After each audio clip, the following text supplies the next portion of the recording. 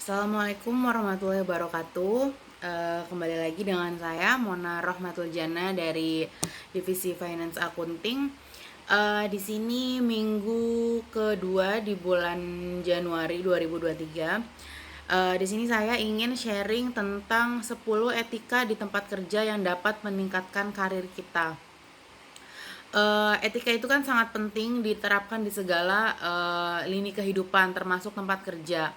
Bagi karyawan yang menerapkan etika di kantor bisa melatih diri untuk bersikap dan mempengaruhi citranya. Manfaat lain dari menerapkan etika yang berlaku di kantor yaitu mampu meningkatkan karir si karyawan tersebut. Dilansir dari workshop, ada beberapa etika di tempat kerja yang harus kita terapkan di kantor. Yang pertama adalah memperhatikan penampilan saat di kantor.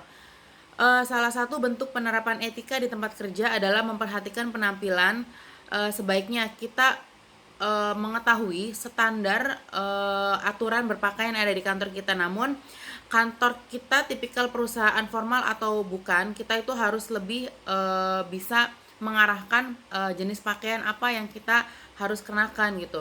Memperhatikan penampilan di kantor bisa membantu kita menyesuaikan diri dengan budaya kantor sekaligus menampilkan citra profesional kita. Kedua, jagalah kerapian. Selain memperhatikan pakaian, kita juga bisa memperhatikan kerapian diri di ruang personal seperti meja kerja. Terlepas dari pakaian apa yang kita pakai, hal serupa juga berlaku di meja kerja. Jangan biarkan meja kerjamu berantakan tak karuan.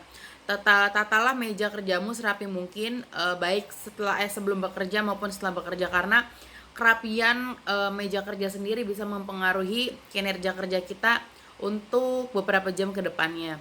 Kemudian yang ketiga, hormatilah semua orang yang ada di kantormu.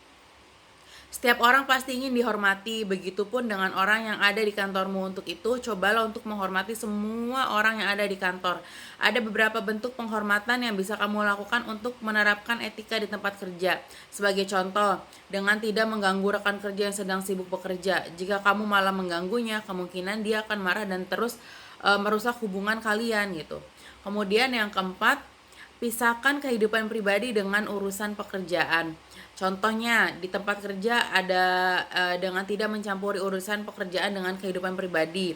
Dengan melakukan hal ini, karir kita pun akan meningkat gitu. Kamu bisa melakukan dengan tidak memikirkan kehidupan atau masalah pribadimu di saat bekerja. Jadi kita harus bisa memisahkan antara eh, kehidupan pribadi kita dengan kehidupan pekerjaan gitu. Jangan dicampurin. Jangan pula terlalu sering membahas soal pekerjaan di depan kerabat atau orang terdekat di keluargamu. Jika butuh tips lebih lanjut terkait hal ini, eh, kita bisa baca-baca sumber-sumber yang terkait hal tersebut. Kemudian yang kelima, jadilah pribadi yang bertanggung jawab.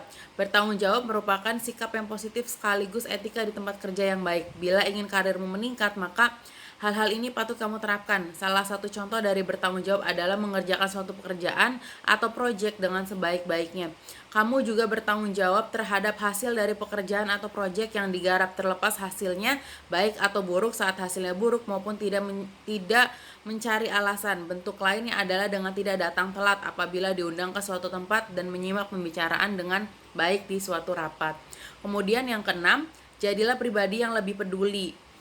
Etika di tempat kerja ini tidak hanya diterapkan pada sesama rekan kerja, tapi juga pada atasan. Bentuk kepedulian bisa kamu lakukan dengan cara mematikan peralatan kantor apabila sudah tidak digunakan. Kamu juga bisa memberikan dukungan moral ke rekan kerja apabila dia sedang murung atau mengalami suatu masalah. Melakukan ini akan membuat orang-orang seperti respect kepada kita dan tentunya akan membantu kita dalam pengerja karir. Yang ketujuh, jangan pernah memotong pembicaraan. Ketika mengobrol, ada baiknya kamu menunggu orang lain sampai selesai menyampaikan apapun yang ada di pikirannya. Memotong pembicaraan akan memberikan kesan bahwa kamu berpikir jika opinimu lebih baik daripada yang lain dan tidak tertarik untuk mendengar orang lain. Jadi di saat kita berbicara dengan orang lain, pastikan kita mendengarkan terlebih dahulu. Jangan motong pembicaraan, jangan sambil melakukan hal lain, contohnya kayak mungkin ngelihat HP atau kita sambil menulis gitu.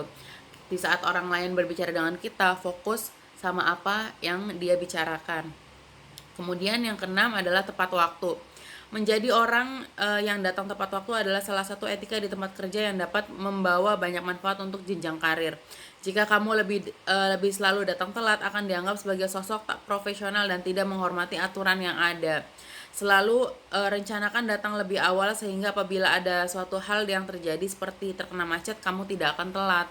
Kemudian yang kesembilan, pribadi yang fleksibel. Eh, Kamu terkadang akan diberikan pekerjaan atau proyek yang membuatmu bekerja lebih larut atau mengerjakan pekerjaan di luar job desk kamu. Jika hal ini terjadi, ada baiknya kamu menjadi fleksibel dan mencoba memberikan yang terbaik saat bekerja. Tanyakan apa yang tidak kamu mengerti ke rekan kerja atau atasan. Hal ini akan menunjukkan bahwa kamu serius untuk menyelesaikan pekerjaan yang diberikan. Kemudian yang ke-10, janganlah melihat handphone terus.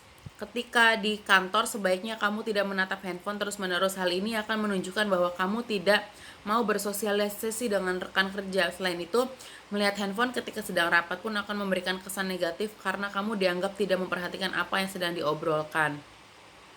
Menerapkan etika di tempat kerja sangat layak diterapkan karena akan melatih untuk bersikap baik ketika di tempat kerja. Selain itu, karir pun akan semakin meningkat dengan berperilaku baik di tempat kerja.